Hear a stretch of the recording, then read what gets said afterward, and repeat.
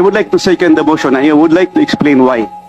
You know, last August 4, I delivered a privileged speech questioning the, I think, mangled beyond recognition 2025 budget. And I was very specific on the automatic appropriations. Almost ang daming ginalaw. So hindi lang yung program appropriation, new general appropriations ang ginalaw pa yung program. In fact, towards my ending statement, I have said the 2025 budget is the most corrupt budget ever passed in the history of Congress. Sinabi ko yan. You know what? Nung araw sa time namin, pag may nag-mention sa previous budget, yung former chairman, tatayo kagad yan sa plenary.